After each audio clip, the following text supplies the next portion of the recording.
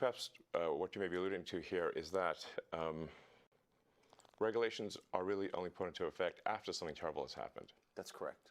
If that's the case for AI, and we only put in regulations after something terrible has happened, it may be too late to actually put the regulations in place. The AI may be in control at that point.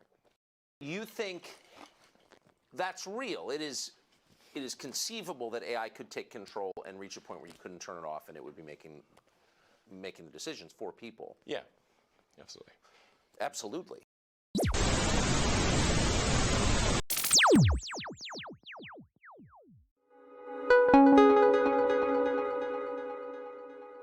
The history of artificial intelligence, or AI, began in antiquity, with myths, stories, and rumors of artificial beings endowed with intelligence or consciousness by master craftsmen.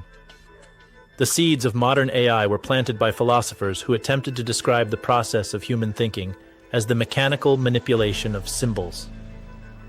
This work culminated in the invention of the programmable digital computer in the 1940s, a machine based on the abstract essence of mathematical reasoning.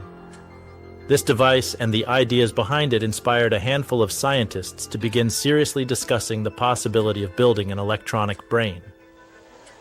In the first half of the 20th century, science fiction familiarized the world with the concept of artificially intelligent robots. It began with the heartless Tin Man from The Wizard of Oz, and continued with the humanoid robot that impersonated Maria in Metropolis. By the 1950s, we had a generation of scientists, mathematicians, and philosophers with the concept of artificial intelligence, or AI, culturally assimilated in their minds. One such person was Alan Turing, a young British polymath who explored the mathematical possibility of artificial intelligence. Turing suggested that humans use available information as well as reason in order to solve problems and make decisions. So why can't machines do the same thing? This was the logical framework of his 1950 paper, Computing Machinery and Intelligence, in which he discussed how to build intelligent machines and how to test their intelligence. The field of AI research was founded at a workshop held on the campus of Dartmouth College, USA, during the summer of 1956. Those who attended would become the leaders of AI research for decades.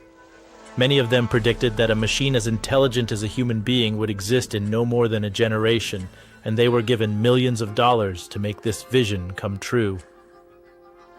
In 1974, in response to the criticism from James Lighthill and ongoing pressure from Congress, the US and British governments stopped funding undirected research into artificial intelligence, and the difficult years that followed would later be known as an AI winter.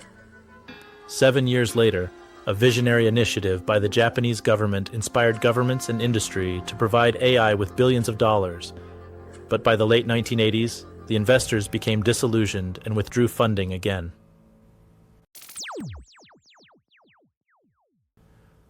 Investment and interest in AI boomed in the first decades of the 21st century, when machine learning was successfully applied to many problems in academia and industry due to new methods, the application of powerful computer hardware, and the collection of immense data sets.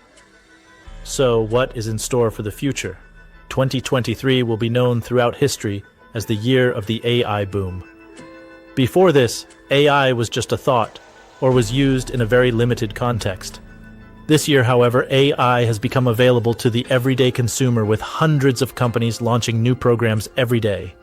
This massive distribution has occurred in just months, and many experts, including the creators of AI software, are warning that we need to slow down. Elon Musk, for instance, states that we need to stop the advancement of AI until we have proper regulations in place.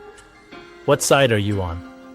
Do you believe we should allow AI to flourish on the path we are headed, or do you fear this may be more than man can control, and we end up on the wrong side of a sentient robot? Let us know in the comments, and subscribe for more history quick hits, fascinating short stories about our past.